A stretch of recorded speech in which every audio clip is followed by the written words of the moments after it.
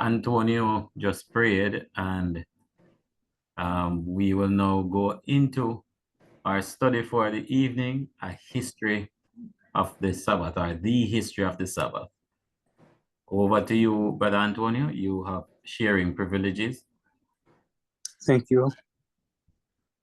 Okay, good. So, as we do know that, right, the first time the word Sabbath is the first time we actually told to worship on the Sabbath, right, which is the seventh day, was actually in the book of Genesis, when after 6 days he commanded man to worship on the seventh day.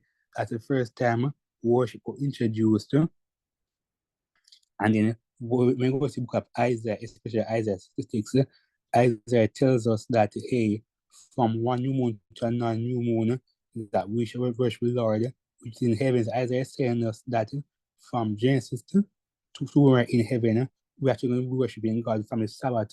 So what Isaiah is telling us that, hey, Sabbath has not, the Sabbath day has not changed.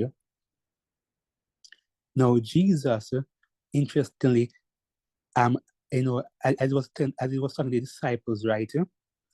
And just like how the Jewish nation was God's people, but as Jesus looked upon the Jewish nation because of their disobedience, he knew that they were going to be destroyed. So Christ predicted and said, listen, even after the Jewish nation is destroyed, people should be still keeping the Sabbath. Therefore, Christ demolished the idea that the Sabbath was actually made for the Jews. Christ says, but pray ye that your flight be not in the winter, nor on the Sabbath day. So, and this was in the context of Christ speaking when the destruction of Jerusalem. So even though Jerusalem will be destroyed, the Sabbath was to be still upheld, showing that the Sabbath was not a Jewish, it was not a Jewish Sabbath, but it was actually made for a man.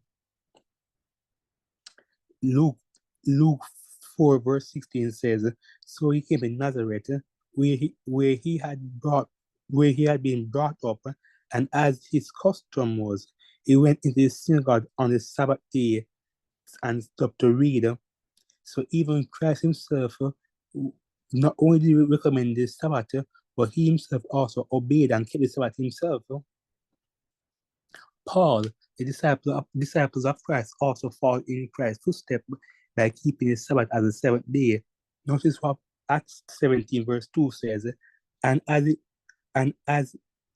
was his custom, Paul went into the synagogue on 3 Sabbaths, and he reasoned with them from the scriptures. Again, Acts 13 verse 42 says, and when the Jews were gone out of the synagogue, the Gentiles besought that these words might be preached to them the next Sabbath. And again, Acts 16 verse 13 says, on the Sabbath day, we went out of the city to the riverside where prayer was customarily made, and we sat down and spoke to women who met there. So even in the first century, the disciples, even after Christ, the disciples in the first century still were keeping the Sabbath day. Acts 18 verse 1 says, after these things, Paul departed from Athens and went to Corinth, and he found a certain Jew named Aquila, born in Pontus, who had recently come from Italy with his wife Priscilla, because Claudius had commanded all the Jews to depart from Rome, and he came to them. So because he was of the same trade, he stayed with them and worked, for by occupation they were tradesmen, and he reasoned in the synagogue every Sabbath and persuaded both Jews and Gentiles. So notice now, every Sabbath, Paul was not only persuading the Jews, but also the Gentiles every Sabbath. And Paul also said, so there remained as a Sabbath rest for the people of God.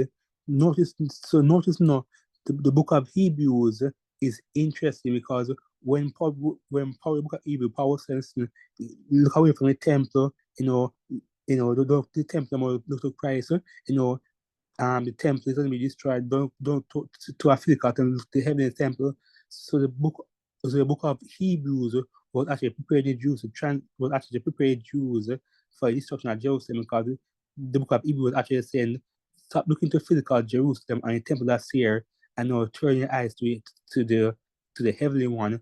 And even the book of Hebrews, even though Jerusalem and the temple was the city and the temple was destroyed, Paul said, so there remained a Sabbath rest for the people of God. So even though Jerusalem was destroyed with the temple with the 80 power say, listen, there still remained a Sabbath rest for the people of God. So Paul confirmed in Christ that the Sabbath was not a Jewish Sabbath, but the Sabbath was made for man, for the one who has entered his rest has himself also rested from his works, as God did from his.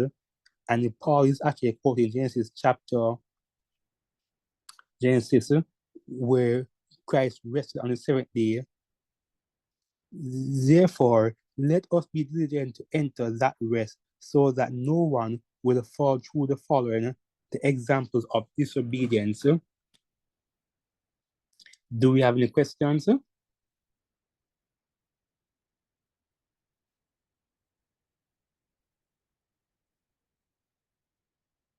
you hear me too?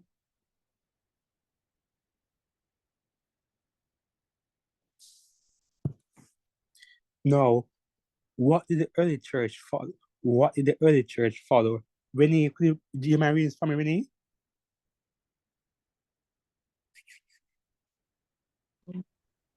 So the early Christians observed the Sabbath in the most conscientious manner. Otherwise, they would have been stoned. Instead of this, we learn from the book of the Acts that at times they were highly respected, even by that part of their own nation that remained in unbelief. That the observance of Sunday commenced among them would be a supposition which would have no seeming ground for it, and all probability against it. The Sabbath was a strong tie which united them with the life of the whole people, and in keeping the Sabbath holy, they followed not only the example but also the command of Jesus. So even as far back as the first century, early Christians were saying that those who rested upon the seventh day, the Saturday, were actually following and in keeping with the footsteps of Jesus. Now we're told, after both preaching in the east and west, and this artist actually talking about Paul, he gained the illustrious reputation due to his faith, having taught righteousness to the whole world, and came to the extreme limit of the West and suffered martyrdom under the perfects.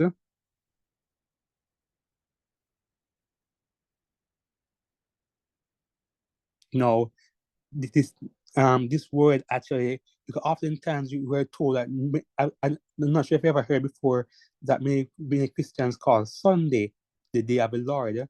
Have you ever heard that before? Indeed. Now the question is, when actually searching the term devil Lord and reaches to the Bible, realize that the Bible gives no reference as Sunday being the devil Lord. Notice what 2 Peter 3 verse 10 says, but the day of the Lord will come as a thief in the night, in which the heaven shall pass away with great noise, and the elements shall melt with fervent heat. The earth also and the works that are therein shall be burnt off. As you literally face the Bible, you realize that the word devil Lord is not referring to our worship day, but actually it's the second coming of Christ. Again, 2 Peter 3:10, 2 Peter 3:10, 2 Thessalonians 5 verse 2 says, you yourself, for you know that the devil Lord comes to our teeth in the night in this manner. Second Thessalonians 5 verse 2 says, you know that the devil Lord comes at our teeth in the night. Revelation 1 verse says, I was in the spirit on the Lord's day, and I heard me a great voice like that of a thunder, Now, my person incorrectly have interpreted this verse to say that, hey, the devil Lord, the Lord's day is actually Sunday. But Jesus, in the book of Matthew, Mark says that that Jesus himself is Lord of the Sabbath. And Jesus said in Luke 4 that as his custom was, he went in the synagogue on the seventh day, on the Sabbath day. So in other words, the Lord's day is actually the Sabbath day. Let's continue. Papri in 250 AD said, except ye make a Sabbath a real Sabbath, you shall not see the Father. So as early as the first century, as the disciples coming up the scene, persons who were following the Bible were actually preaching Sabbath. So this wasn't anything new. This wasn't anything new. The majority of Christendom were actually Sabbath keeping Christians, and we're asking, why then has it changed? Why is still opposite that the majority of Christendom is actually worship on Sunday instead of Sabbath day? We get there, but let's continue. Philo of Alexandria, 20 BC to 58 AD says, the seventh day is the completion of creation, for it is the festival not of a single city or country, but of the universe, and it alone strictly deserves to be called public as belonging to the people and the birth of the world. When you continue again, now the genuine epistles of the apostolic father said this, on the day of preparation, at the hour of dinner, there came out pursuers and horsemen, and Polycarp was killed on the day of the great Sabbath at the 8th hour.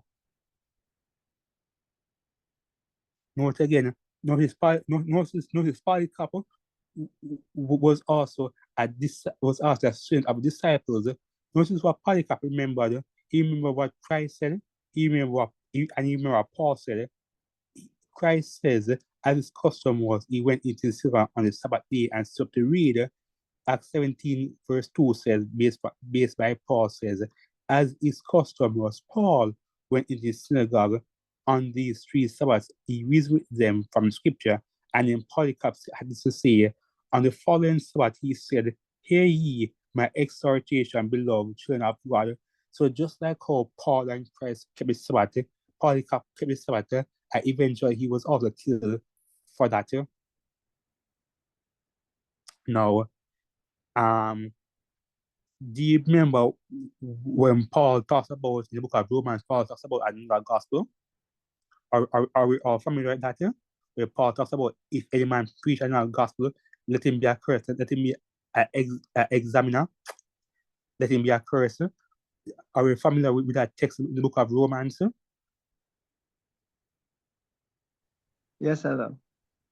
Not only that, but also John the Revelator took up his pen to write that says that there are many antichrists among us in the days of, as the disciples were step by step fading off the scene. I'm sorry. Wait a minute. As the disciples were step by step fading off the scene, right? Sorry guys, my presenter's notes is not showing. Sure. Okay, so as this, I'm not sure what's happening. Wait a minute.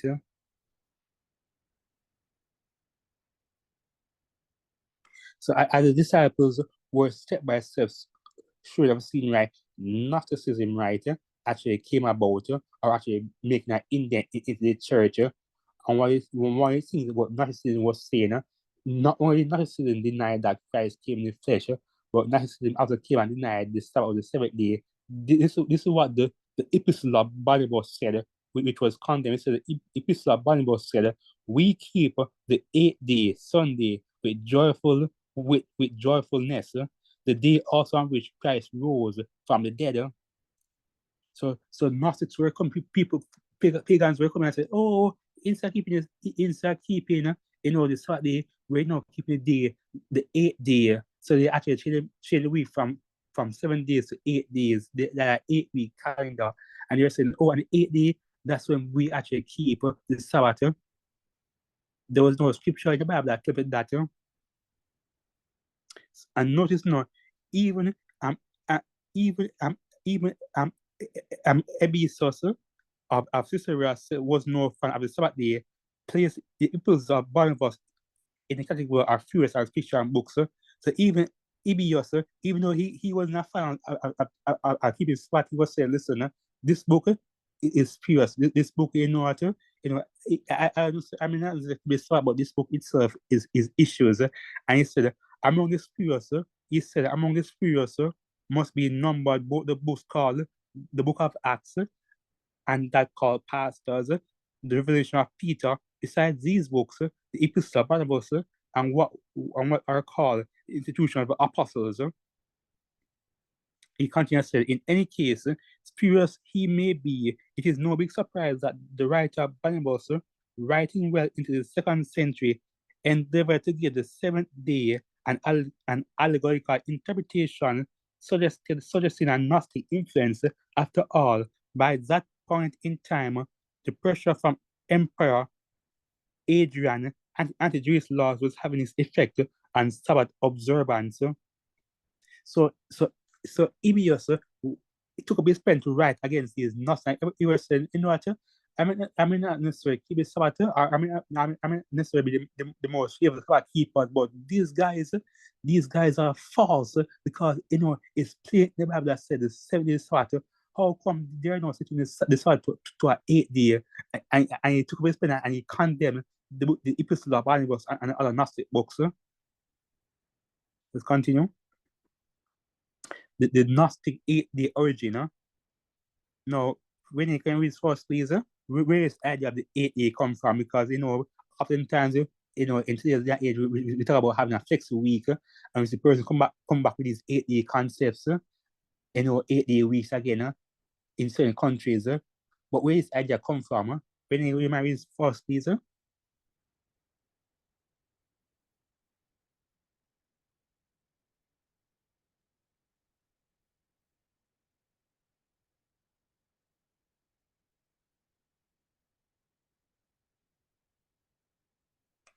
Okay, let's continue. It says, they affirm that man was formed on the 8th day. Now, anybody remember when man was formed? Do you remember which day man was formed on? 6th day. 6th day. So now you see the issue. So the Bible says 6th day, not the same. So no. Who hear what the Bible says? We're telling that the man was formed on the 8th day. And for some time, they will have him to have been made on the 6th day and sometimes on the 8th day, unless perchance they mean that his early part was formed on the 6th day, but his fleshly part on the 8th day. For these two things are distinguished by them. And what is sun like? The word begins with S. What is sunlight to us? That word begins with S. And it's one of those last great delusions in the book Wake and Verse. What is sunlight to us? Spiritualism. Spiritualism, exactly. His body was created on one day, and his spirit. So in other words, you have a body and you have a spirit. So not necessarily when your body dies, your spirit goes to heaven or goes to hell. That's not necessarily your spirit. Go ahead. I want to ask a question. Did he substantiate this because of the way that Genesis 1 and 2 is written? Because Genesis chapter 1 clearly state that man was created on the 6th day. And then after that, you have the 8th day, right?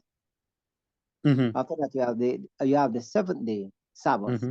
And then Genesis chapter 2 opens with a repetition of what was done in terms of saying that man was created from the dust of the ground. And God made him a living soul. So I'm wondering if that is what they did. They jumped because of the way that the Bible was written. They used those two texts to say that no, there was some kind of creation on the 6th day, and then the Sabbath in between, and then on the 8th day, there was some other creation. I wonder if that was the mix-up on their part.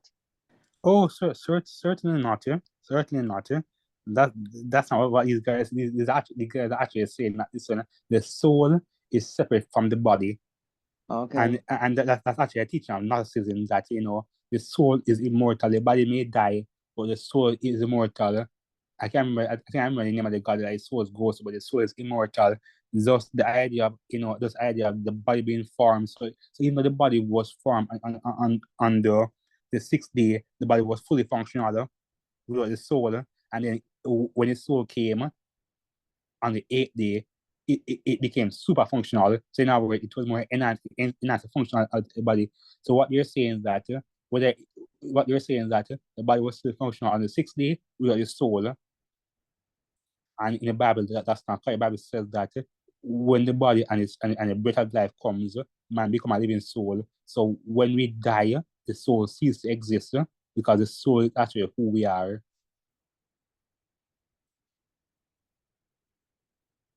Did I answer the question? Yeah, basically, basically it did, because it confirmed what I was thinking. Okay.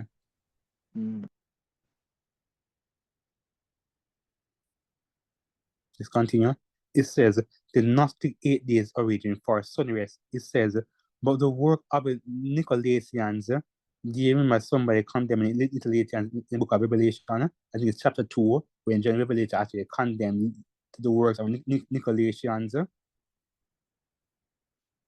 It says, but the works of the Nicolaitans were in that time false and troublesome men, who, as were ministers on the name of Nicholas, had made for themselves a heresy. What this heresy was, to the effect that what had been ordered to idols might be exerted and eaten, and that whosoever should have committed the fornication might receive peace on the eighth day. Interesting teaching, right? Interesting teaching. Now we're told that the Catholic argument for Sunday is that it is the eighth day, or is the first day, or is the seventh day. Modern France, they argue different way. Sorry, they argue different ways depending on who will listen and what calendar you use. However, the 8-day argument comes directly from the Gnostic Galatians. Evidence of this can be found in the early church. The church at Ephesus was praised in Revelation 2 for hating the doctrines of the Nicolaitans. So must we reject the doctrine, not the people, for we call them to safety in the name in the name and love of Christ. Saint Victorious of Pete was an early Christian um, um, ecclesiastical writer who searched about 270, who was martyred during the persecution of Emperor Diocletian. Below is an extremely preserved translation of his work published during the time of Reformation. And as you see, whereas quoted what he's saying. So he was actually martyred again for rejecting the Gnostic teaching of the eighth day. Well, overall, he was martyred by rejecting Gnosticism as a whole and all his teachings. No, Theophilus, Bishop of Antioch, said this: on the sixth day, God finished his work which he had made, and rested on the seventh day from all his work which he had made. God blessed the seventh day and sanctified it, because in it he had rested from all his work which God began to create.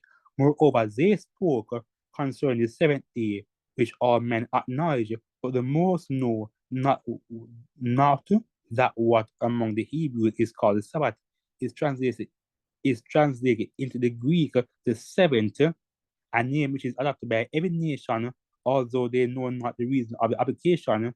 So he's saying that in the Greek, the word Sabbath actually means seventh, which is interesting, right? So in other words, people are saying, well, we say Sabbath day, in the word Sabbath, in the word Sabbath, it actually tells the number of the day.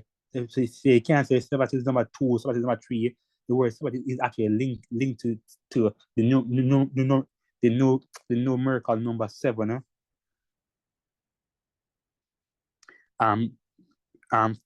Pursued as Antansios and yeah, it says, we assemble on Saturday, not that we are affected we use sorry, we assemble on Saturday, not that we are infected with Judaism, but to worship Christ, the Lord of the Sabbath. So he was actually rejecting the idea that listen, the Sabbath is a Jewish Sabbath. He said, no, the Sabbath is not Judaism, it's not Jewish. It's actually the keeping of the teaching of the Lord Himself. Because if it was a Jewish Sabbath, the Sabbath should have ended in 70 AD when the Jews were destroyed. But he said, no, this is not in teaching with the Judaism, but it's in teaching with what the Bible said, what Christ said.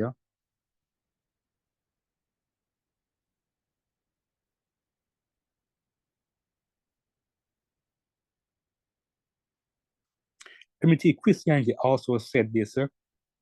Anastasius, Bishop of Alexandria, tells us that they assembled on Saturday, not that they were infected with Judaism, but only to worship Jesus Christ, the Lord of the Sabbath.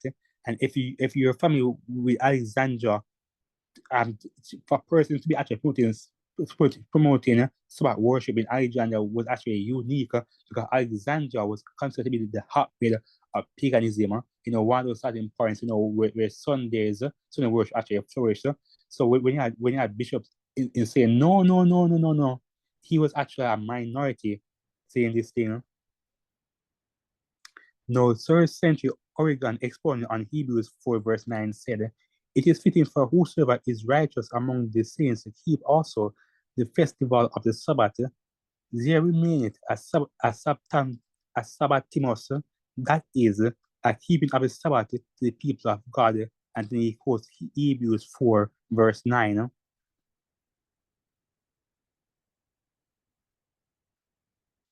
Now, 3rd century Tertullian had to say, "Thus Christ did not rest at all. Thus Christ did not at all receive the Sabbath. He kept the law thereof.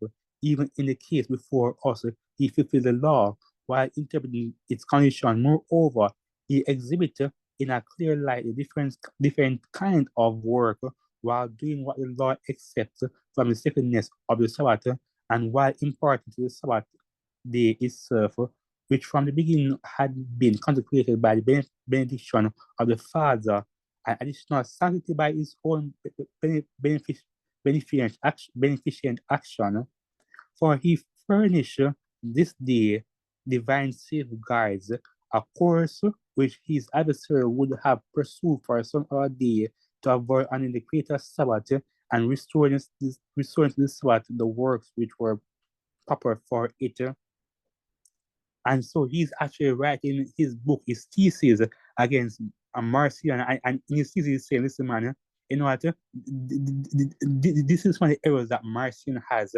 And Tertullian, he wasn't in his earlier days of his life, he wasn't a Sabbath keeper.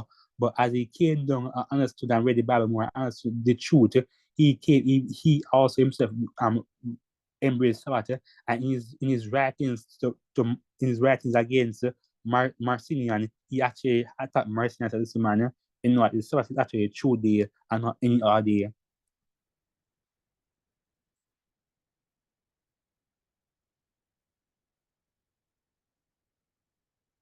Let's continue. Now, I think everybody should screenshot this one. Socrates, Scholastic, in 380 to 489. Socrates is one of those great philosophers. He actually had this to say, "For although all churches throughout the world celebrate the sacred mysteries on the Sabbath of every week, yet the Christians at where Alexandria and at Rome, on some account of some ancient tradition, cease to do this." So as Socrates was traveling the world, and he was observing different religions, he said, listen, no, in Alexandria and in Rome, Alexandria, the seat of paganism, which Rome eventually incorporated a further freedom. These two countries, this man, what?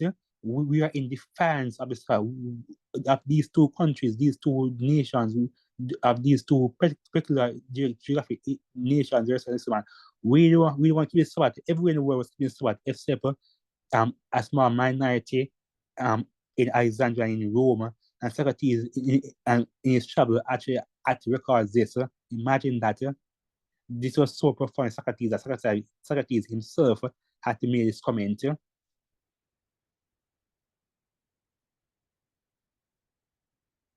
Let's continue.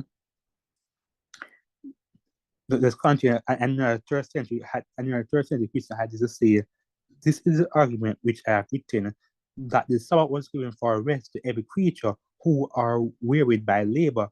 Let us observe the Sabbath of God in a manner which pleases his will.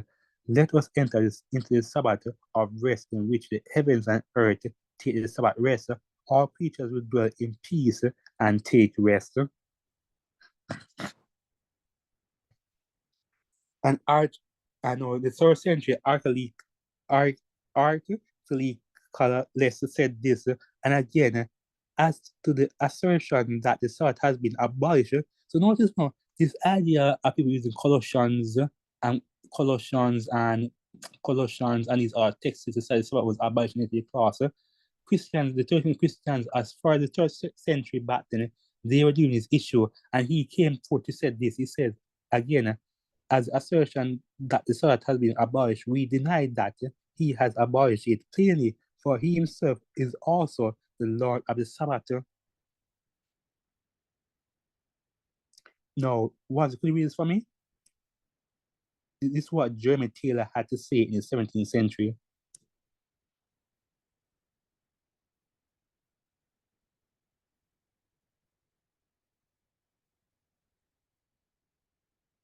What are you?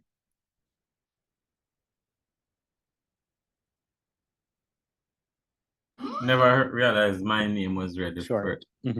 All right, so upon this, or some equal account, the primitive Christians did keep the Sabbath of the Jews, not only for their compliance with the Jews till the distinction were confessed and notorious, but because the moral religion which was served by that day was not brought into the religion of the Lord's day as yet. Therefore, the Christians for a long time together did keep their conventions upon the Sabbath, in which some portions of the law were read. And this continued till the time of the Laodicean Council, which also took care that the reading of the gospel should be mingled with their reading of the law, which was in a manner the first public reasonable essay of uniting the religion of both days into one. So are we seeing a continuous trend of what's happening from the first century to the 17th century? We're seeing a continuous trend of what's happening, right? And what's interesting in the 17th century is a very interesting century, because in that century, most of the hymns about the Sabbath were actually written in that century. So in other words, most hymns that we have about the Sabbath day were actually written in the 17th century. Let's continue. The Council of Laodicea said this: Christians should not jeopardize by resting upon the Sabbath, but must work on that day, rather honoring the Lord's Day, Sunday, and if they can, rest in then as Christians. But if any shall be found to be jeopardizers, let them be anathema, let them be cursed from Christ. So in the Council of Laodicea was actually pushing Sunday worship, and Jeremy Taylor was saying, no, that's not the correct way. And he shows that, primitive Christians from way back from the first century to now, they're actually keeping with the seventh day, not the first. Let's continue. Whether we are nice at this to say, how can you look upon the Lord's Day if you neglect the Sabbath? Do you not know that they are sisters, that in despising one, you affront the other? So Gregory was interested. He basically had these two concepts. He said, listen, man, the Lord's Day is actually the Sabbath. So in his thing, he's saying that if you neglect the Lord's Day, you actually neglect the Sabbath. If you neglect the Sabbath, you actually neglect the Lord's Day. So he made those two connections right here. Antonio, Brother Thompson Yes, has a point. Brother Thompson go has a ahead. point. Yeah, Brother Tony, that just one that you just put up. You see the subtlety here now that is coming in. So instead of having it being the Sabbath, which is actually the Lord's Day, Mm-hmm. they put a fork in the road as if Mm-hmm. they're two things to kind of justify theirs. Yes. So it's quite interesting because there's only one day that is mentioned in all of Scripture and all of recorded history as the Lord's Day, and it is the Sabbath. Mm-hmm. So Correct. in trying to juxtapose the thing now as if it was two, they make it seem as if, okay, well, we know this one that we have instituted is the one that is legitimate, but in fact that is just trying to legitimize their error. And exactly. And as we go further study, you start some Christians start to debate and say, listen, man, there's actually start keeping both days till eventually start keeping both days. They started keeping the first day. So step by step, John had to say, there are many among us now who fast on the same day as the Jews and keep the Sabbath in the same manner. Did the early church rest on Sunday? In St. Jerome's day, and in the very place where he was residing, the devout Christians did ordinary work upon the Lord's day, which was Sunday. And this is actually called a treaty of the Sabbath, containing the defense of the Orthodox doctrine of the Church of England against Sabbatarian novelties. So he was saying, listen, man, the Lord's Day, people actually rest upon the Lord's Day, and to Bishop Francis, the Lord's Day was Sunday. So you just say, listen, people were doing work on the Lord's Day, which was Sunday. And he's saying that the devout Christians were actually working on Sunday. They weren't resting on Sunday. That's what Bishop Francis was actually trying to point out here, that the devout Christians back then, even though you call Sunday the Lord's Day, they actually worked on that day. So there's no reverence to the first of the week. St. Ambrose says in a famous statement that says, when in Rome, do what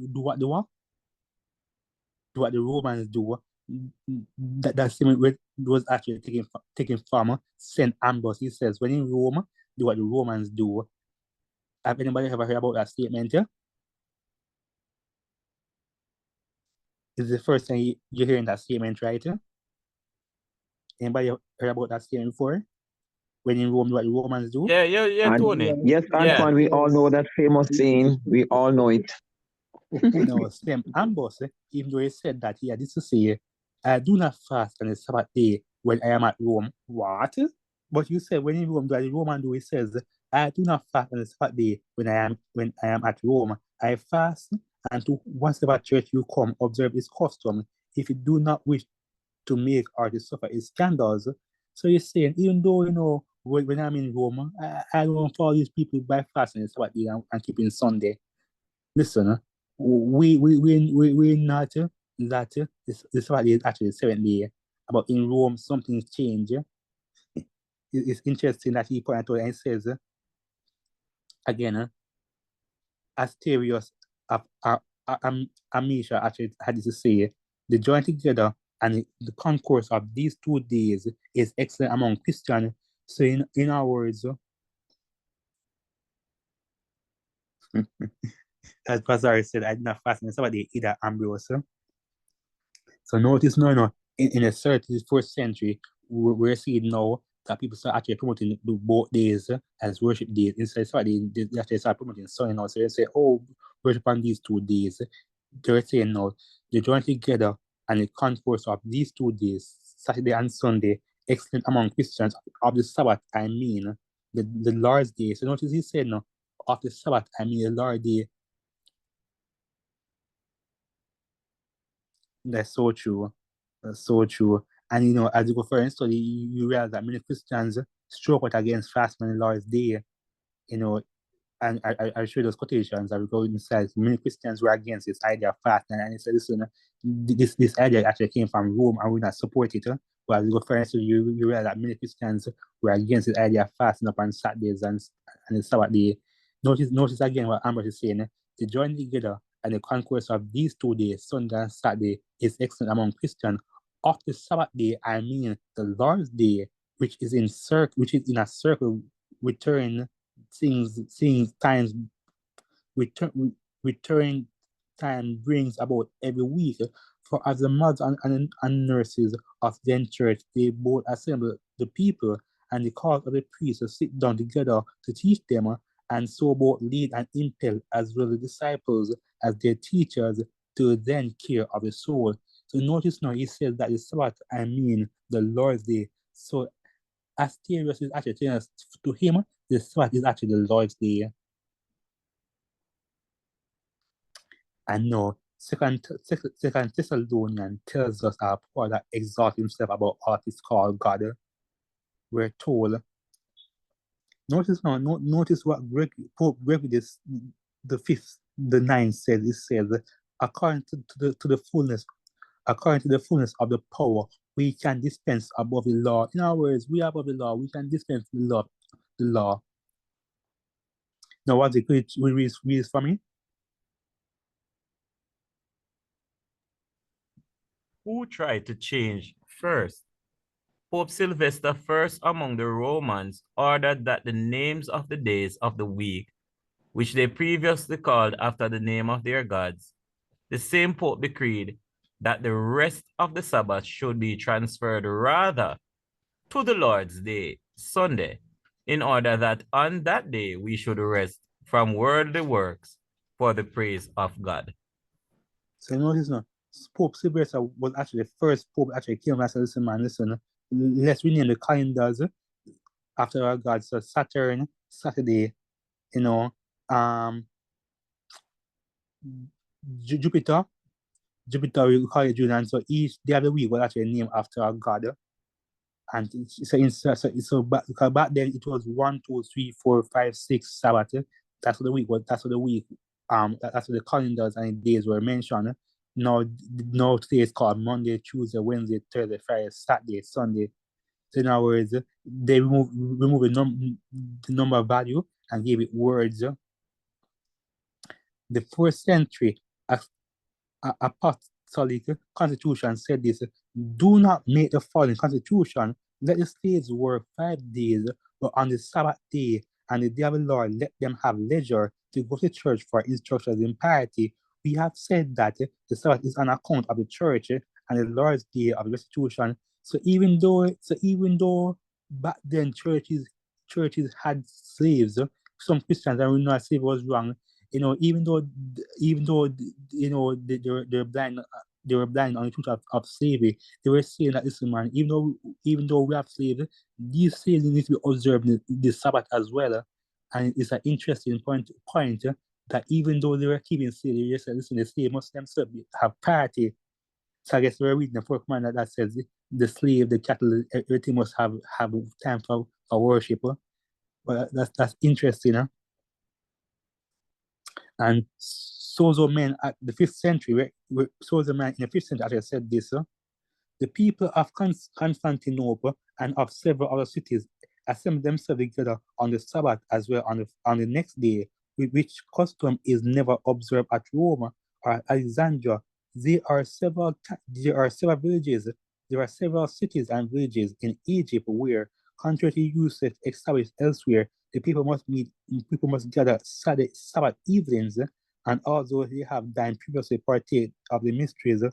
So he just like Socrates say that, listen, in Rome and Alexandria, they're telling people to worship, to start worship, so the evening, which will be sunset, into Sunday. So they're saying that Rome and Alexandria, they're trying to take the worship on both days, and you say that this custom is interesting. Now,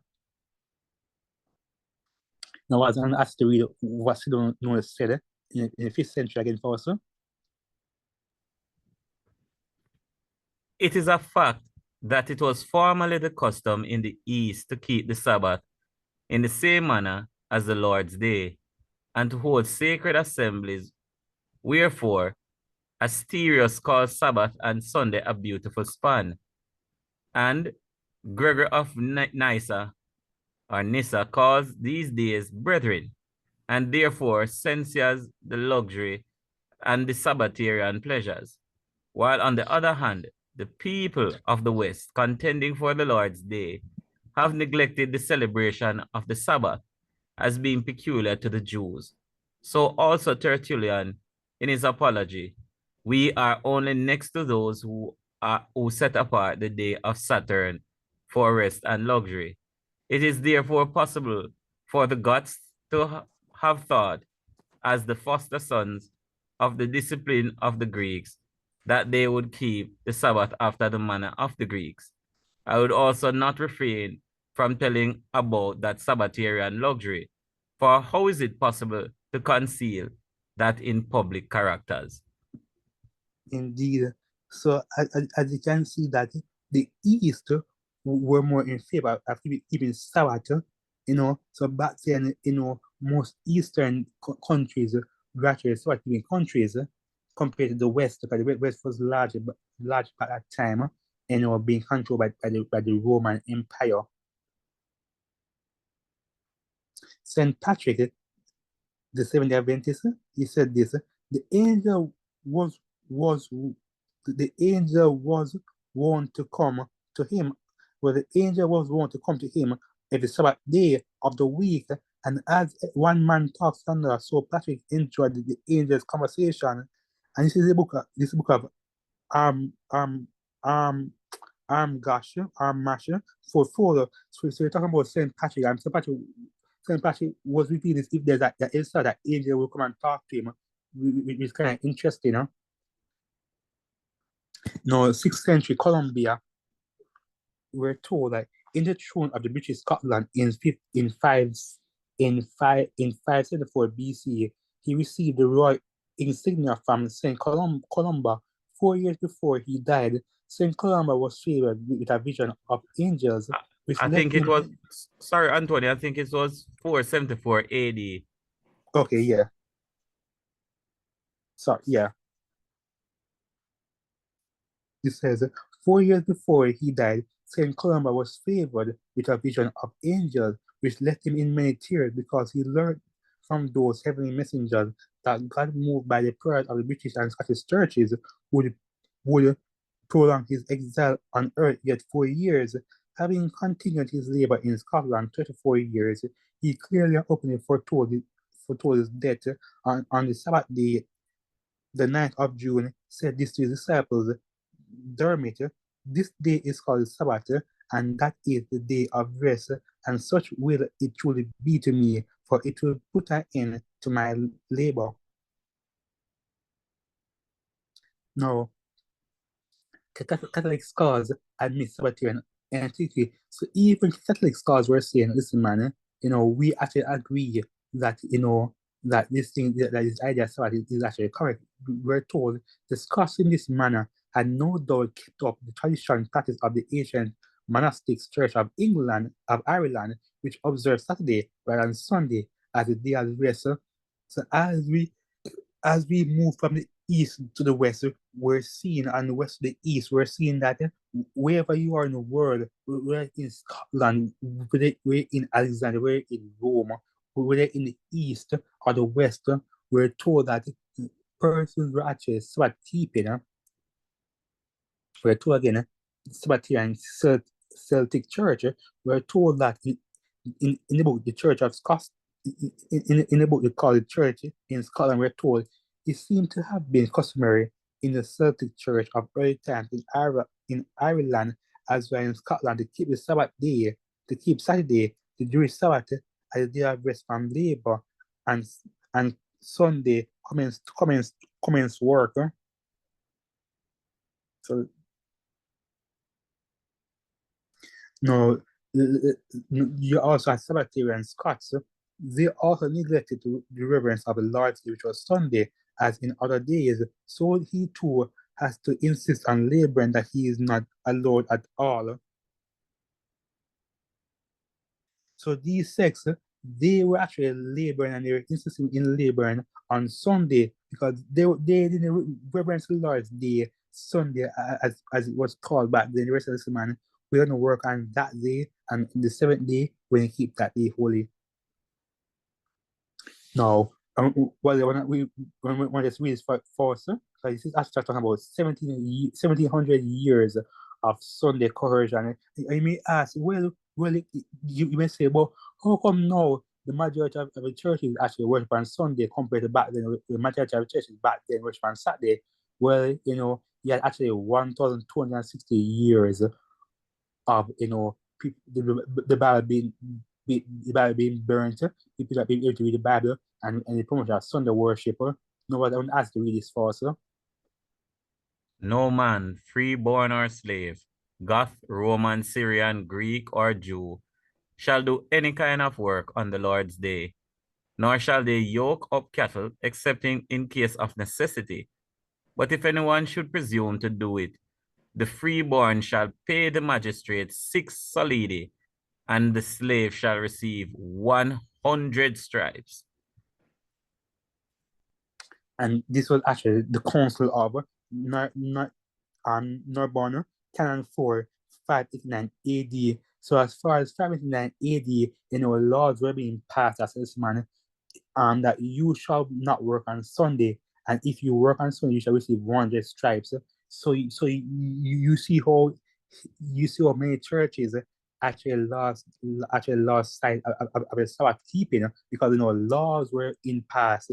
States and countries were actually preparating. If you were keeping Sabbath, you actually be beaten. If you're not keeping Sunday, you'll be beaten. And in certain places, you will be able to buy or sell if you were a Sabbath keeper back then. Sounds familiar? Let's continue. Justinian the First enforces Sabbath prohibition. He said this in Novelle 144 in 17th. He said this: if any Samaritan, after having proved himself worthy to receive baptism, should return to his former error and be detected in observing the Sabbath or in doing anything else which proved he was only baptized to simulate the conversion, we order that he shall be prescribed and sentenced to exile for life. Have mercy. If you were fast, not only did they cut off your resources, but you were kicked out of the country. Have mercy. Gregory the First witnessed early Sabbatarian Christians preaching from the fourth commandment. Remnant were told, Gregory, servant of the servant of God, which he is not, to his most beloved sons at Roman.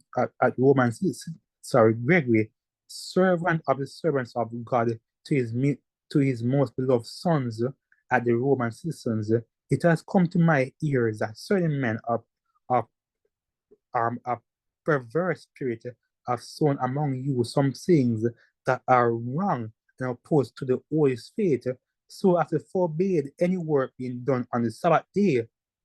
What else can I call these but preachers of Antichrist, who, when he comes, will cause the Sabbath day as well as the Lord's day to be kept free from all work?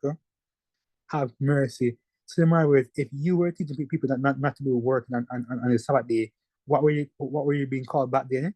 You actually be called the Antichrist. So Antichrist is calling those people the Sabbath Antichrist. Imagine that. Interesting history, right? The Antichrist is calling those who keep the Sabbath Antichrist. They're saying, if anybody tells not to work on Saturday, they are the Antichrist. So you see how people were. You saw this Pope had to stop people to be persecuted, especially those who are Sabbatarians. Yes, but we don't have to think too far back, Antonio, about a situation like that where persons who were innocent were being accused of being the ones who were spreading the disease. Correct. It was accused of doing his miracles by Beelzebub. So did it the same. Exactly. Reverse psychology, paper Shavazari, and asked to read this point first again. It says, attempt to forge and coerce. Notice now, they didn't say, let us reason. They didn't bring for evidence. They're like, no. This one is this thing. When it's thing through force and forgery, when it's thing through force and lies. What means force, please? Unless ye observe Sunday, saith the Lord, within its proper boundaries. There shall come great tempests and many fiery lightnings, and thunder and sulphurous fire, which shall burn tribes and nations, and heavy stony hail, storms, and flying serpents, and heathens shall come to you from me, saith God himself, even a race of pagans who will carry you into bondage from your own lands, and will offer you up to their own gods. There are moreover 5 huge beasts, and hideous in the depths of hell, seeking to come on earth to men to avenge the transgression of Sunday, unless God's mercy should hold them back. Oh boy. Of mercy. And this sound very much like those who are actually in climate change. They say, oh, you know what, if you don't observe Sunday, it's because of you, it's because of the reason why we're having climate change nowadays, because people are dissipating Sunday. People may say that, oh, people may say that, yes, that's actually a stretch. But these exact words are said that people are saying that the reason today we're having climate change because people are not observing Sunday. Matter of fact, let me show you a quotation right now so people don't say I'm making this thing up. Let me show you a quotation right now.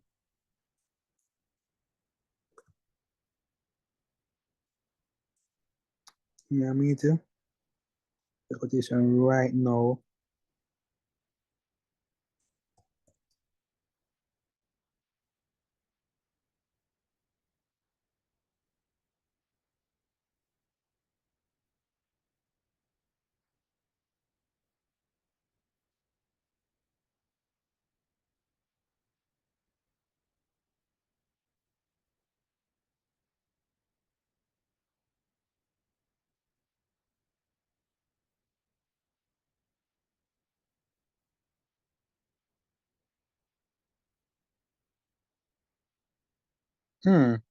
That's interesting.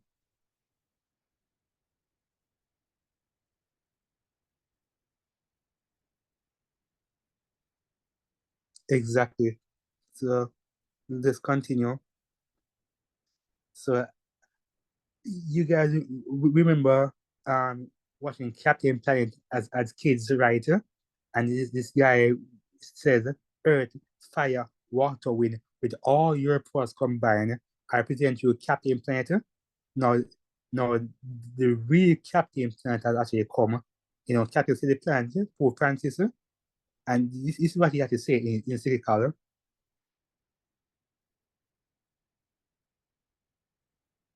It says, the words from Pope Francis today are urgent and direct. He released his much anticipated encyclical on the environment and climate change. Francis says our common hope is sick, burdened, and laid waste. He is calling for an active response to global crisis.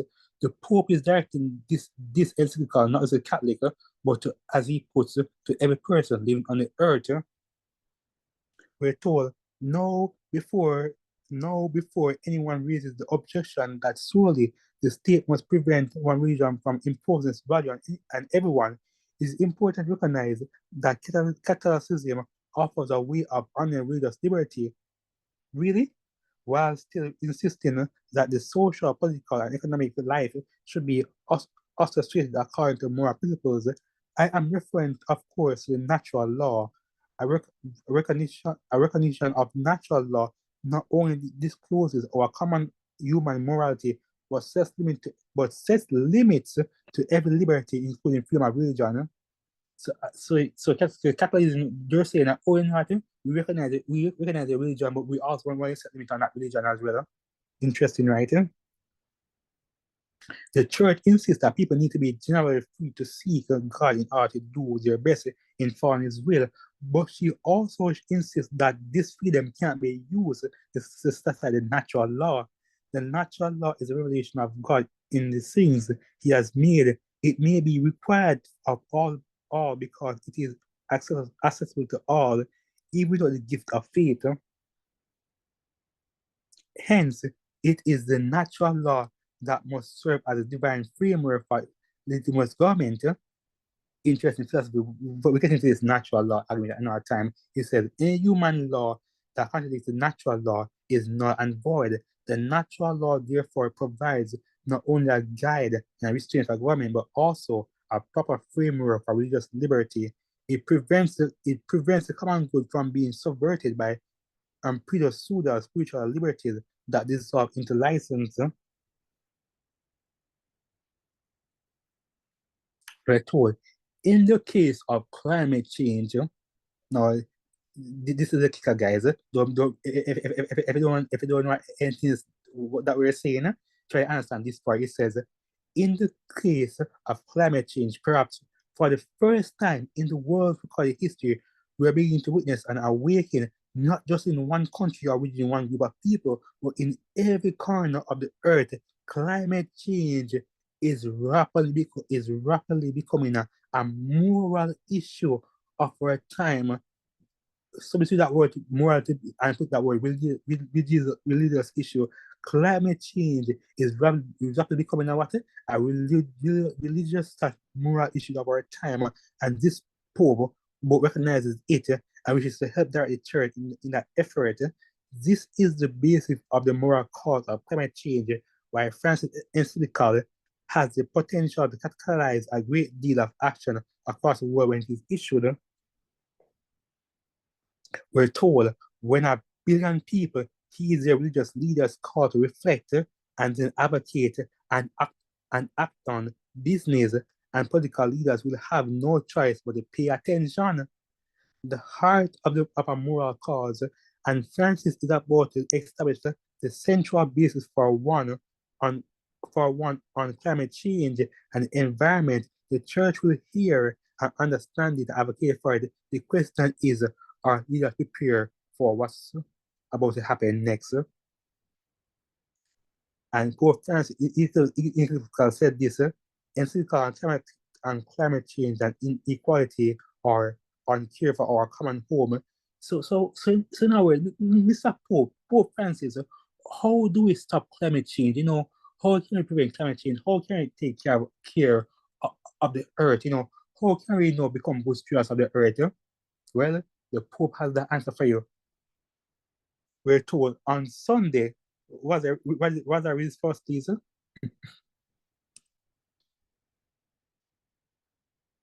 Can you read his first, please? That was it.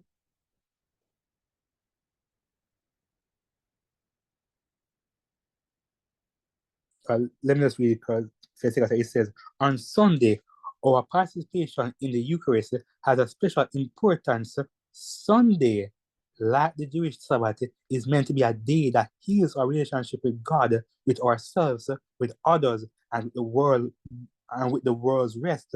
Open our eyes to the larger picture and gives us renewed sensibility to the rights of others. And so the day of rest, centered on the Eucharist, shed its light on the whole week and motivates us to greater concern for nature and the poor. So in other words, the solutions, for inequalities, the solution to cure poverty, the solution to cure climate change is actually rested on Sunday. We're told.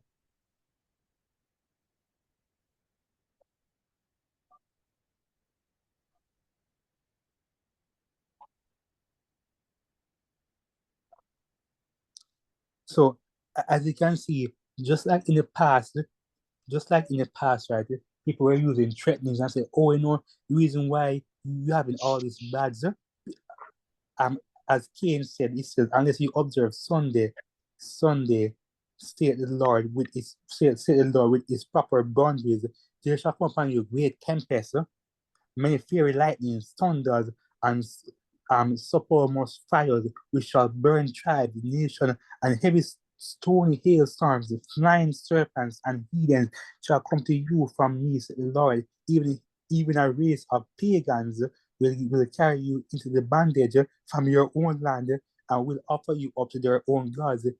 There are more over 500 beasts and hideous in the depths of hell, seeking to come upon the earth to men to avenge the transgression of Sunday, unless God's mercy should be hold them back. So the reason again why we're having climate change is what people are not keeping Sunday as it was then. Say to you today, there's nothing new under the sun. Let's continue. And as you know, right, the word tent, clean, the word tent, clean, close, boat, kind, godliness, grandfather, humble, the words that were used on the ark is actually can be found in the word godly. And we're actually told, for the Lord says, for the Lord has given you the seventh day as a day of rest. Stay in your tents and don't go out to pick up food from the ground that day. So they're saying one thing, the Bible says nothing. Now the exam seal actually said this, on the seventh day we offer sacrifices after having purified our hearts and received absolution for our sins. This religion so perfect and so excellent is difficult to name, but it enlightens darkness by its brilliant precept. Such even Chinese and Asians were actually celebrating the Sabbath day. Somebody had a question. Somebody had a question. Let me see.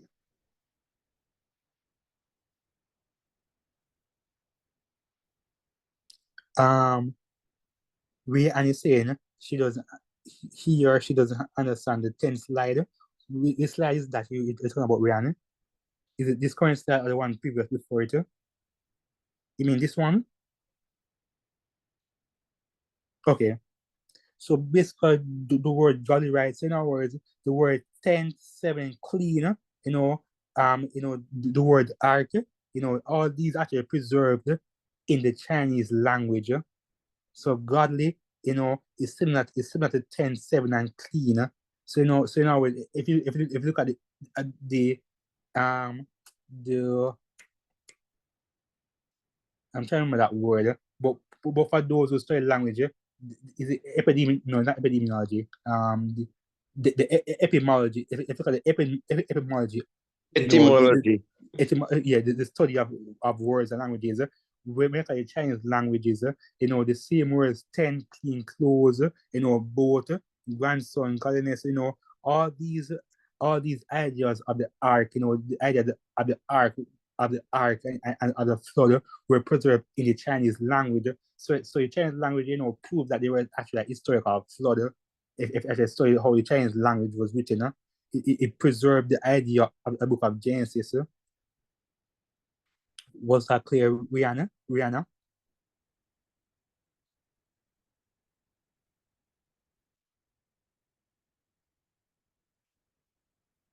Okay. This continues. So, as Exam says, on the seventh day we offer sacrifices after purifying our hearts and receive absolution for our sins. This religion, so perfect and so excellent, is difficult to name, but it enlightens darkness by its brilliant precepts. And as you can see, Asians, Chinese, Koreans, they had their version of Sabbath keeping, where eventually, all that is wiped out because back then, and the East was hit a lot hard with mysticism. So now you have Confucius, you have Buddhism, you have all these monks. But before all these religious sector, most of them are actually observing the Sabbath. And the Council of Friuli actually said this: we command all Christians to observe the Lord's Day to be held not in honor of the past Sabbath, but on account of that holy night of the first of the week called the Lord's Day. When speaking of that Sabbath, which the Jews observe the last of the week, and which also our presidents observe. So in the Council of Nicaea, again, we see decrees and laws being passed again to observe what? The first of the week, and you're saying in the presidents had observed the first of the week. Let's continue again. No, St. Thomas, the Sabbath keeping Christian at Goa, England, at yourself. So when you have the India, people actually keeping Sabbath, and he had this to say, when the period of the auto de fe approaches, the protectors wait upon him and declare that he is charged by a great number of witnesses of having Judaized, which means having conformed to the ceremony of the Mosaic law, such as not eating pork, hearing fish, which allows scales, or having attended the solemnization of the Sabbath, and as you read more about this French physician, because he was also a physician, you realize that many of his health teachings actually similar to what we teach today. You know, they didn't believe in eating pork, they didn't believe in eating fish with was kids, you know, they didn't believe in eating unclean animals. They believed that the Bible was a temple. So in other words, they were actually following what the laws of Moses were saying. So even early Christians were eating pork and eating fish with those scales and lobsters and crabs. The early Christians actually following what the laws of Moses were saying. And this French tradition author is actually telling us the history, especially in India. You know, if you travel to India, in India they eat everything now, but back then, you know, as the knowledge of God was preserved, people weren't doing some of these things. As the Bible says, by lack of knowledge, my people is destroyed. So as knowledge departed, people started to change their lifestyle and their diets. And then we saw the modern diseases started creeping up on us. No, Ethiopia is in Africa. You know, people normally say, oh, you know, the white man bring religion to Africa, and you have heard about that the white man give us the Bible. But before the white man even landed to Ethiopia was keeping the Sabbath. Let me read again. Before the white man landed in Africa, Africans were keeping the Sabbath, and we're told the church history of Ethiopia, we're told we are born by institution of the apostles to observe 2 days to wait the Sabbath and the Lord's day, on which it is not lawful for us to do any work. It is not therefore in imitation of the Jews, but in obedience to Christ and his holy apostles that we observe that day, and the favor of that was showed therein to the Jews being transferred to us Christians. Now, Jesse Cosnell, Bellamorn, an Ethiopian Sabbatarian, had to say, I heard that Ethiopians uses these constitutions as truly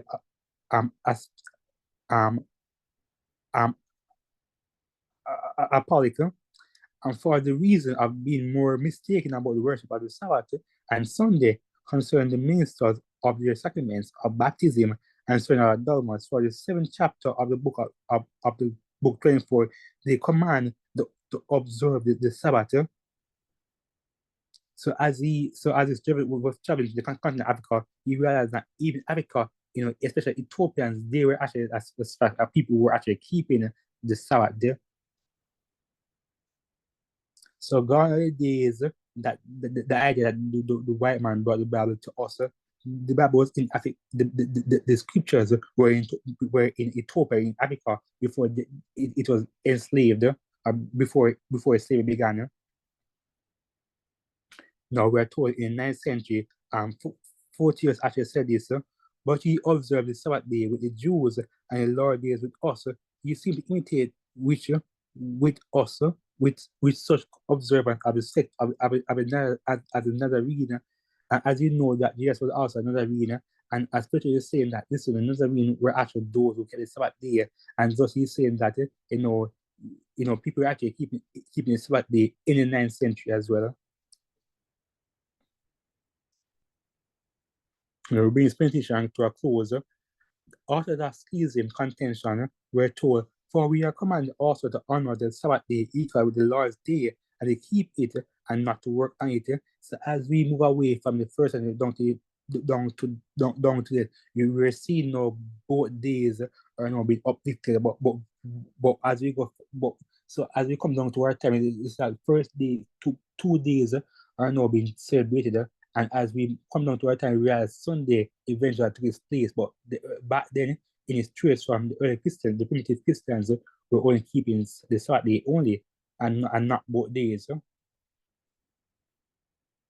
Now, the 12th century inquisitor and monitor of Cremona actually had this to say against this heretic object, namely the Catarai and the Voodoo, which is found in Galatian. You observe days and months and times and years, and ye add, I am afraid lest perhaps I have labored in vain, that is, with enjoyment. Therefore it is sin to observe the days, likewise the Galatian, likewise the Colossian. Let no man judge you in food or in drink or in respect of the manner or of the summer day or of the new moon of the Sabbath day. So notice again, the Inquisition, this was one of the Inquisition favorite days. They were saying, oh, you know, don't keep Sabbath because the Bible says that no man judge you in days, but they themselves are promoting Sunday worship. It's interesting how these texts only apply to one day, but not both days. And we know that these texts were not actually talking about the seventh day, because before there was a new moon, before there were 7 moon as Sabbath, the Sabbath was first established in Genesis. No, let's look at Galatians 4 verse 10. It's actually referring to the Sabbath day. It says you observe days, months, and times. Notice again, days, months, and times and years. There's so more like people who observe the horoscopes and tell me a sign. This is what the Galatians, this is what Paul was hitting against. Like, the Galatians were pagans. They believe in astrology. They believe in what sign they will on, Gemini, Scorpio. This text is for people. Is for people like those. It says, "I am afraid of you, lest I bestow upon you to labor in vain." Because the idea of astrology is that, listen, man, that your character, your destiny is based on which month you're born. So if you're a Gemini, you're supposed to be this way all your life, and there's no change. You can't make any change. So if you're a mean because you're a Gemini, and therefore you'll be being all your life. And Paul said, listen, man, it might as well that's labor in vain, because this teaching is making no effect because of Christ. It says, Deuteronomy 18 verse 10 says, the Galatians came from heathenism, thus would not have returned to the ceremonial law. Nor was this reference to the seventh day Sabbath, but rather to have backslid to the sort of heathenism mentioned in Deuteronomy 18 verse 10. Deuteronomy 18 verse 10 says, there shall not be found among you any that maketh his son or his daughter to pass through the fire, or that use divination or water, an observer of times, or an enchantment or a witch. Isaiah 47 verse 13 says, thou art wearied in the multitude of thy counsel.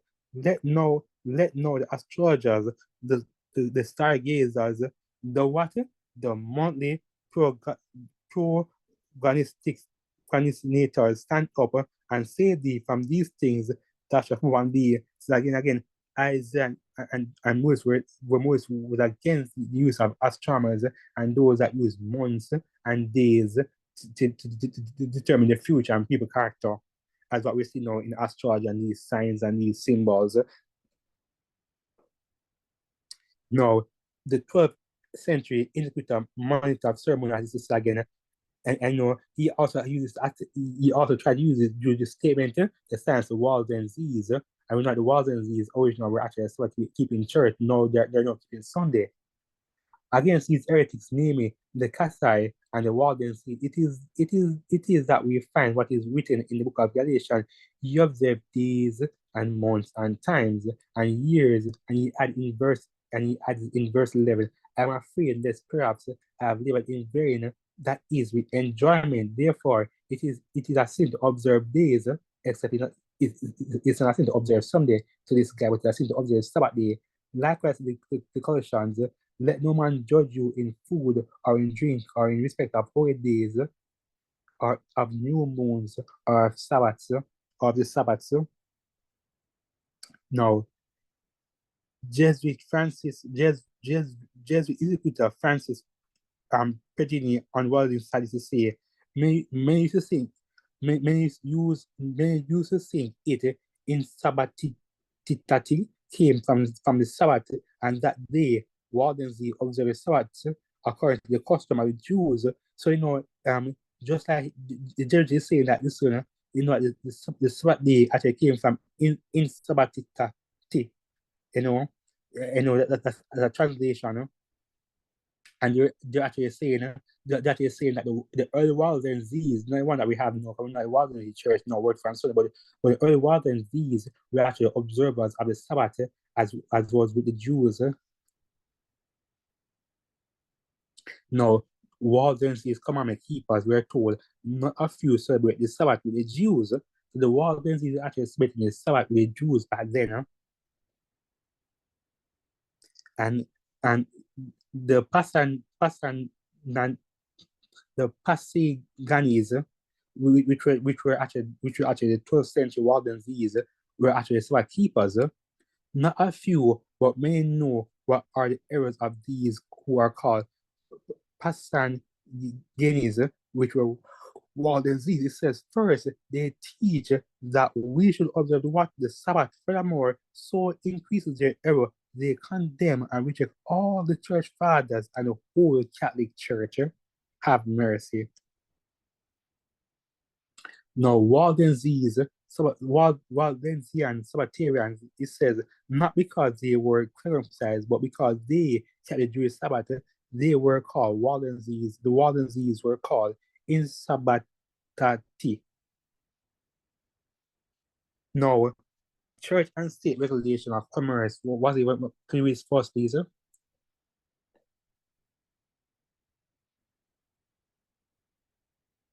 Wait, that was sorry? You might read this first also?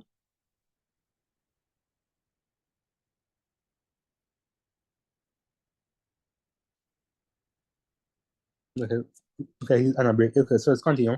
It said, the people who were dutiful to God at his preaching vowed before the God that for the future on the Lord's day, they would neither buy nor sell anything unless per, per, perchance virtues and drinks to wayfarers, the wish in which they might place a part of their victuals for the benefit of the poor who had nothing of their own, that they said about it, also forbid in a person to buy or sell anything or to plead causes in the churches or in the porches thereof.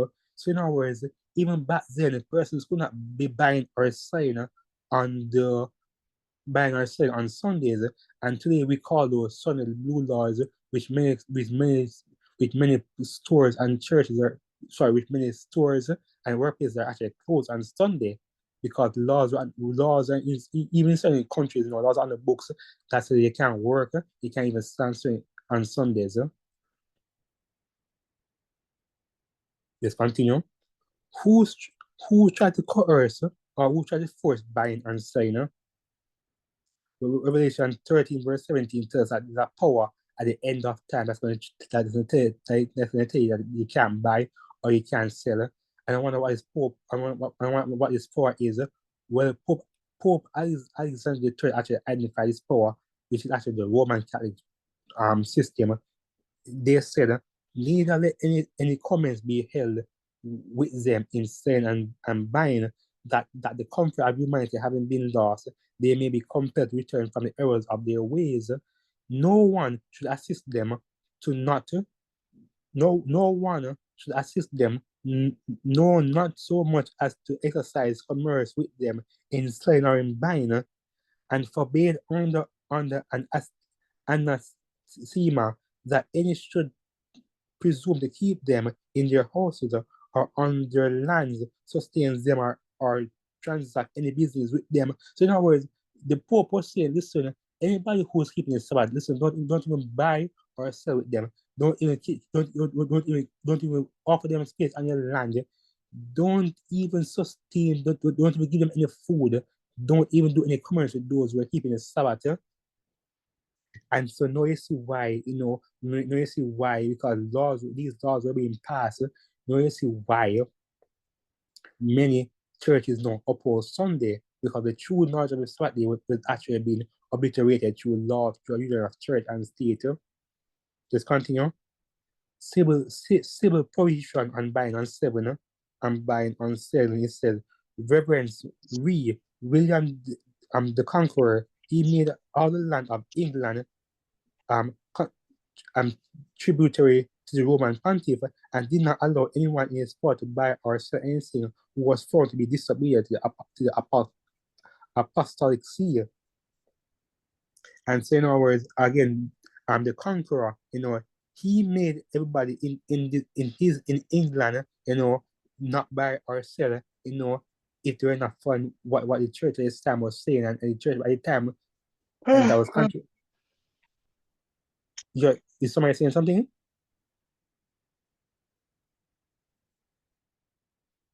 So I said the church of the time in England, that was actually a country in England, was actually a Roman Catholic church. So in other words, if you were a Sabbatarian and a Roman Catholic church, that's not even church. In other words, if you worship on Saturday and you're in England, you're not able to comments, and people will not be doing buying and selling with you, because the conquerors, the emperors, were actually in favor with the state religion, which was Catholicism back then. Now, talking about the future time, what about when the son-in-law is passed in the future? Should there be open defense, on son-in-laws when it's passed in the future, where we can bear celebrate Revelation 13, verse 17, it says, the light given me by the Lord at the time when we were expecting just such a crisis as you seem to be approaching, was that when the people were moved by power from beneath to enforce Sunday observance, notice it says to enforce Sunday observance, Seventh Adventists were to show their wisdom by refraining their ordinary work on that day, devoting to missionary effort to defy the son-in-law will be to strengthen in their persecution the religious zealots who are seeking to enforce them. Give them no occasion to call you lawbreakers. If they are left to reign in men who fear neither God nor man, the reigning up will soon lose its novelty for them, and they will see that it is not consistent nor convenient for them to be strict in regards to the observance of Sunday. Keep right with your missionary work, with your Bible in your hand, and the enemy will see that he has worsted its own cause. One does not receive the mark of the beast because he realizes the wisdom of keeping the peace by refraining from work that give offense, doing at the same time the work of the highest importance. So he's saying when that time comes, right, because in her day and age there was some law of crisis, and he's saying instead of you going out and work, the missionary work instead on Sunday, go down to Bible studies, not because you worship on Sunday, but because laws are being passed that said that you must work on Sunday. So instead of you saying, we want worship on Sunday, go down to missionary work, and by the missionary work, show me the truth of the 7th-day Sabbath. You can afford being thrown in jail. Did you understand what she's saying in this slide? Do you all agree with what she's saying in this slide? Let's continue. Now the question is, did the early Waldenses keep Sunday? It says on holidays where they can secretly they work, arguing that it is good when they work. It is not bad to bond or to work on a holiday. And holidays back then were considered Sundays. And so they were saying, listen, man, if you stop us from working on Sundays, it's going to be bad for business. And we know that business is liable in that country. So through the Waldens is business knowledge, they're able to work on Sundays, just where they would be spurned, or where they will be turned away as double workers, they were accepted as businessmen.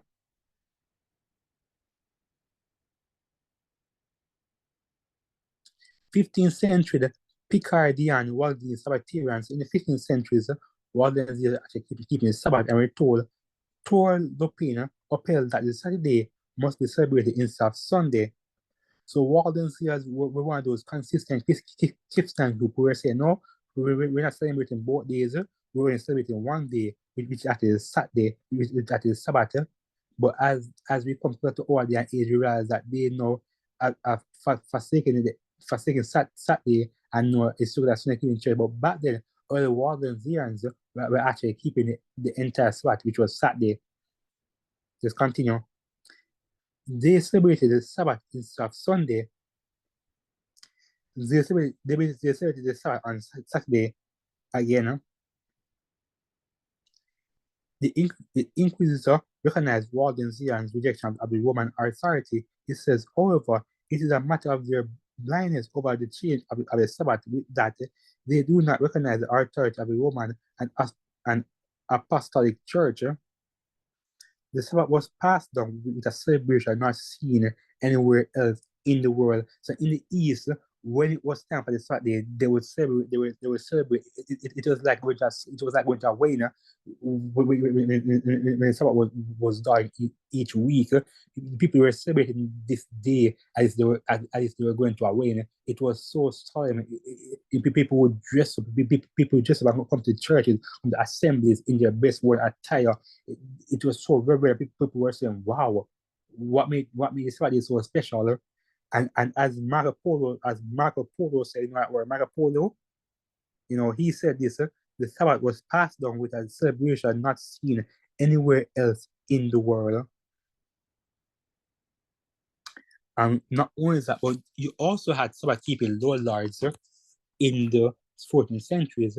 We're told John also, in spite of the fact that he had been in the churches, expressively held then and there that the Sabbath was to be observed, according to which was observed in the Old Testament. And I will say that he wanted to observe this kind of Sabbath according to his old laws, according to the customs and rights of the Jews. So again, we see even in the 14th centuries, they were actually Sabbath keeping lords. Now, Sunday law, universal ID, city dwelling.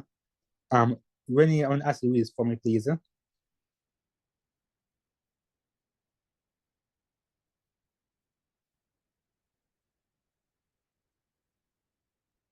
Sister Renee?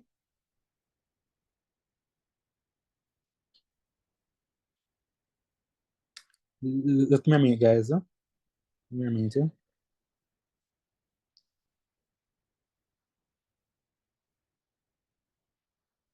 All right, let's continue. It says, there are to be forbidden to buy ecclesiastical books and chalices, crosses, or other ornaments of churches under the pain of the loss of the object, or to attempt them or to accept them in the pledge under the pain of the loss of the money they lent. They are to be compelled under severe penalties to wear some garment which they can be clearly distinguished from Christians. And this sounds very much like what happened to the Jews. The Jews are required to wear some special ornament or some special symbol and special clothing during that time so that they could be marked as Jews to be killed. Same thing were happening back then in the 14th centuries. In order to prevent too much, they should be made to dwell in areas in the cities and towns. So those again, people who were accepting of Sunday, the Sunday law wants them to be dwelling in cities. And it's interesting that we have a prophet that says that, listen, instead of dwelling in cities, which actually be fleeing the city and going to the countries. They say they should be made to dwell in the areas, in the cities and towns which are a part of the dwelling of the Christians, and as far distant as possible from the churches. On Sunday and other certain festivals, they should not dare to have their shops open or to work in the public.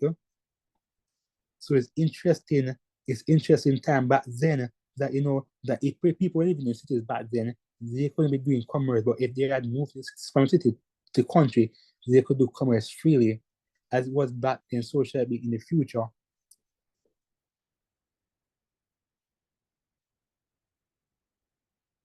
Now, we're told hundreds on September 14, 1492, we're told hundreds of Sabbatarian Waldensians were arrested, and we're told, and this is what they say, it says, we did indeed rest and attend the divine worship upon the seventh day as God commanded, and this is why they were worship, and these are my names, and my persons who were arrested and later killed: Anthony Ferraz, Jean D. Burgon, Matthew Hayner, Auguste Rivera, Philippe Nicola, Henry Mason. These persons eventually were put in prison and eventually were killed because they were worshipped upon the seventh day, as the Bible said, inside the first day that was commanded by the church. On this May 27, 1503, we're told the population of Muscat witnessed the first inquisitorial burning of Ivan Christian, the brother of Fedor, Dimitri, and Kinowa, and Ivan Kamimo, who were burned in wooden cages for the 7th-day Sabbath keeping. So even back then, if you were keeping the 7th day, eventually you would also be burned. Not only did people not buy and stuff, but eventually it turned to a point that people were actually burning and killing people who were keeping the Sabbath. Erasmus recognized the Bohemians like Tyrians. He said, "Now we hear that among the Bohemians, a new one is emerging. A new one is emerging. The type of Jews they call Sabbatarians who observe the Sabbath." No, back then, the church, with no authority from God, scripture said this, the church has transferred the observance from Saturday to Sunday by virtue of its own power without the scripture. So there's no book in the Bible that says that we have transferred the Saturday to Sunday.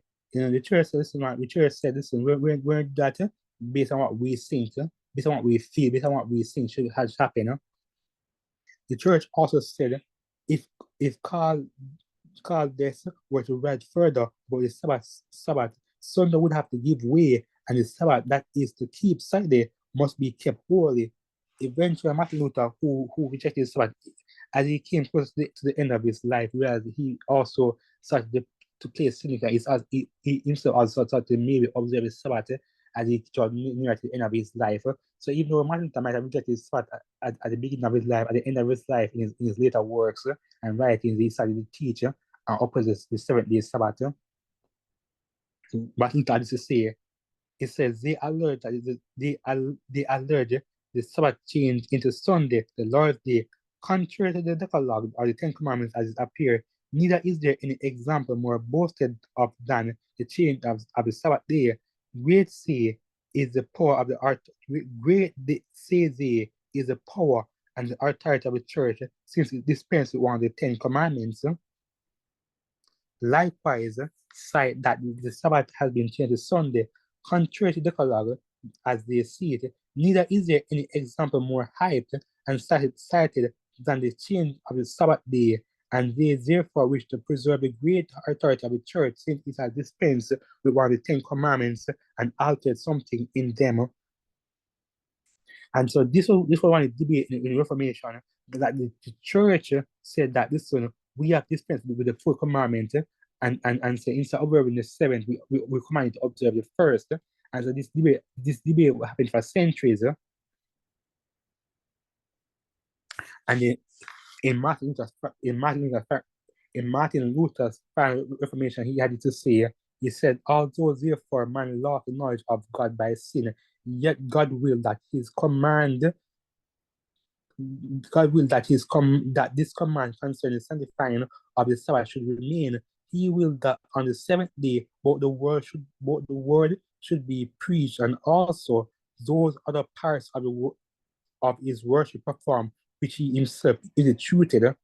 So even as I said, as Martin come closer to the end of his life, he himself embraced the teaching of his seventh day. So again, Sabbatarian and insecretion victims were told these were God prohibited on the Sabbath day, but not because they are bad, but rather that man may find himself unencumbered for the true and spiritual sanctification of the holy day. And in the Council of Trent, January 18, 1562, the Sabbath again was actually brought up, and this is what they had to say. The Sabbath, the most glorious day in the law, has been changed into the Lord's day. These and other similar matters has not ceased by the virtue of Christ's teaching, for he says that he has come to fulfill the law, not to destroy it, but they have been changed by the authority of the church. Events in the year 1566. So we just have a few more slides. Well, what we can do, we can break and pick up next week. So, let's do 3 more slides and we can break and pick up next week. We'll just open the floor for questions. So events in the year 1566, how do you say, in the village of Champagne and Berry, and in particular, the Bella Week of Saints, Molina, Monterio, Bray, Noggin, Pont, Chosy, Sian, Chalan, Reen, Epernay, Cheta Terrier, Mayock, and Province. The belief is spread among the peasants that they must refrain from working in the fields on Sabbath. A young girl from Charlie saw remain near Epernay boasted of having received these confidence and give miraculous signs of his mission. The Cardinal of Lorraine had her arrested and questioned. She is burnt alive as a Walensee and a witch. Claude Hutton asked elderly people if it is true that Saturday rest was previously observed. The priest and parish priest have been fell into this impiety or allow it to be spread. So in other words, Claudette Hampton eventually, because she was a Sabbath keeper, she was eventually burnt and killed, and eventually they said, oh, the reason why we killed and burnt her was because Caesar Wallace, and she's also a witch, which wasn't true because she was actually a devout Sabbatarian Christian. And we can actually end in this with this slide. It says Sappalisos actually added to say, as he expounded upon 2 Colossians 2, verse 16 and 17, he says this: there is two laws, a moral law consisting of the 10 Commandments, or written by the finger of God upon the tablets of stone, and a ceremonial law, which we call Sabbath days or Sabbaths, ceremonial Sabbaths, written by Moses and delivered to the people, so that so are their Sabbath morals and Sabbath ceremonials. By Sabbath here is meant only ceremonial law. So in other words, the ceremonial Sabbath, and these were actually holidays. This was necessarily referring to the seventh day, because Sabbath in Moses law were actually certain holidays. And so when Colossians talks about that is not the laws, we actually talk about that these special holidays, we don't celebrate anymore. Like Christ came and do away with these celebrations. So the idea of atonement, the Passovers, these were called Sabbath days. And when Christ came, he said, there's no need to have these anymore, because these were actually all pointed to me.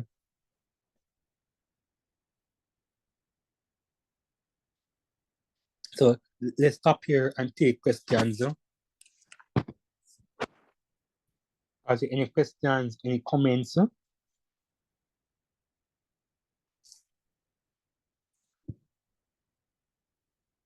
Do we have any questions, any comments? What was the study clear? Is there any clarification?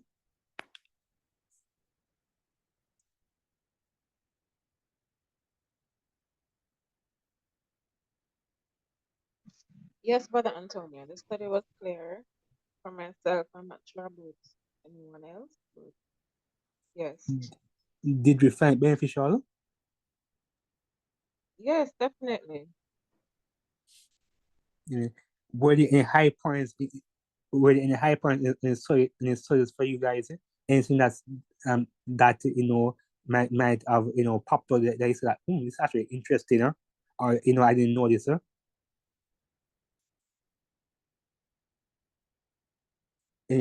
Was there any high points for anybody in the study that they found interesting that they would like to share? Go ahead, Braulio.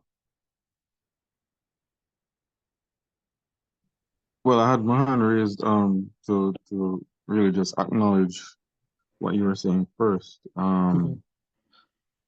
Yes, the study is beneficial. I think what may happen though is that there's an information overload. Okay. There's a lot here that needs to be absorbed. And you're going through it rather quickly. I mean, we get it, yes, but at the same time, it feels more like it's a book and not a presentation. But I love the information that you have here. It's very, very detailed. It would be nice to also, if you could share the slides so that we could actually get the references that you have. So when asked, that we can give some of these references to persons so that they can check for themselves to see that yes, because many of the presentations that try to countermand the Seventh-day Sabbath, when you go on YouTube and you listen to these preachers talking about it, they tend to go back and say, oh, the early church fathers in the 5th century and in the 3rd century were keeping Sunday. And we know that there's information to the contrary for that. But when you have a detailed listing of century after century up to the 17th, I think it was the 16th century, you said, Mm-hmm. that we have persons Well, up to showing 18th that, and look, 18th and 19th century. yeah, but just saying that Mm-hmm. you see a clear lineage of persons from the apostolic church straight through to so as far as the 16th century, that persons were actually keeping Seventh-day Sabbath. And you can see the maneuvering of Rome and its daughters to change that landscape, and even the understanding of the scripture in itself, showing that the church was more honest, and even the Catholic Church is more honest about the change than its own daughters and the other denominations. Correct. And the presentation will be available for anyone. I'm going to send you a copy. I'm going to WhatsApp a copy, and you guys can email it out. So probably what you guys could do is put your emails in the chat, and we definitely send you a copy of the presentation. Okay, thanks, Antonio. You're most welcome. Any other points?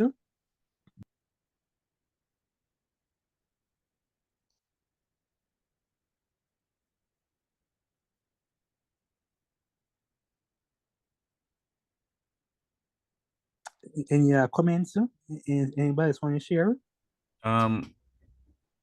As Leo was saying, I appreciate that you started with the Bible showing the relevance of the Sabbath, but then, throughout the centuries, you could see steadily that the early who are called church fathers, like Tertullian and so on, Ambrose, all of those persons who the Catholic Church calls saints and church fathers were Sabbatarians. So if they were Sabbatarians, that means these people, although there are some Catholics that challenge Tertullian, but it is clear that these earlier church fathers knew that the Sabbath was to be observed. And then it can be seen that it is as time advanced that the practice started leaning more towards the first day of the week being observed as a rest day. So I like that you could see the transition registered throughout history, God be praised. God be praised. God be praised. And anyone else? Do you? Okay. Any comments?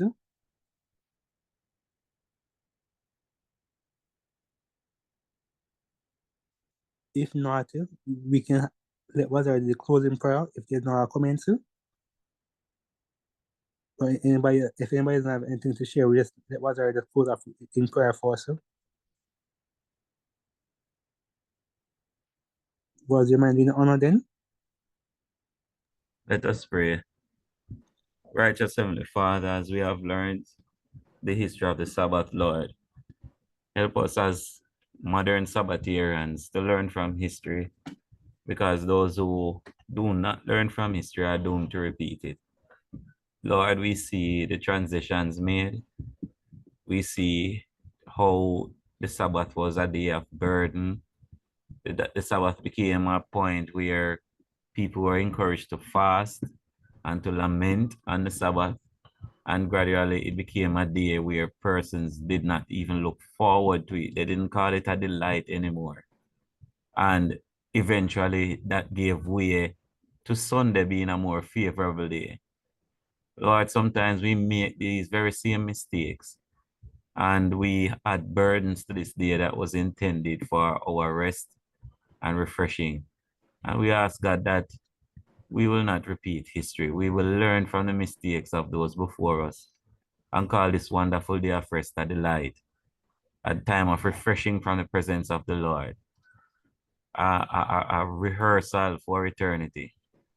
a day to come together as family, a day to consider God, a day to expand our thinking, a day to come closer to God, a day of undisturbed, undistracted time to know our Maker better. Lord, help us not to lay down heavy burdens upon the Sabbath. As much as it is good and lawful to do good on the Sabbath, Lord, help us never to trod it down and to use it as a day of convenience to do all manner of things. Because it was really intended as a break in time to come closer to you. It was intended to be 24 hours of undistracted time to know God. So help us, God, to use the Sabbath as it was rightly designed, so it will be called a blessing and a delight.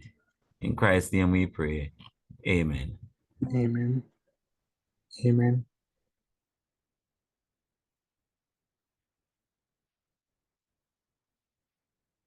Amen.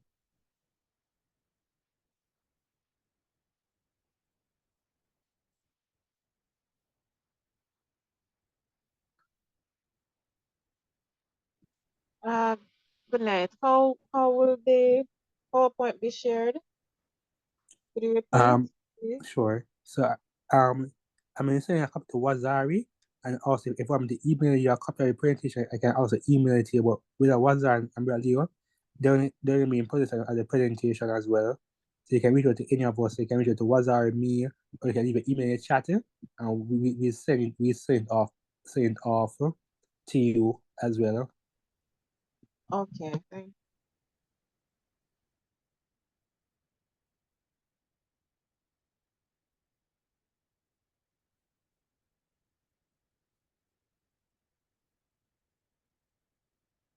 Any other questions?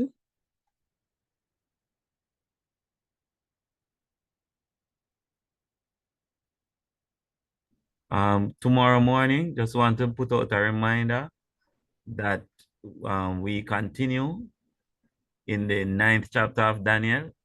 Sister Rennie had encouraged us to bring evidence for the positions held concerning was the desolating powers the Jews or the Romans, as is commonly held by historicists. So tomorrow we'll be discussing that, and we were encouraged to bring our cases, our strong arguments. So tomorrow morning that continues. And want to thank Brother Tony. Want to thank Brother Tony for tonight's study on the history of the Sabbath. Thank you so much, Brother Tony. Thank you for having me. Sabbath, Uncle Leo. Happy Sabbath, Taraji. We saw Taraji. Happy Sabbath.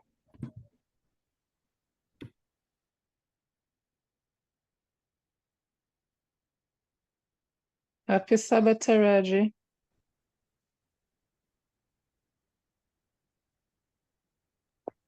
Happy Sabbath.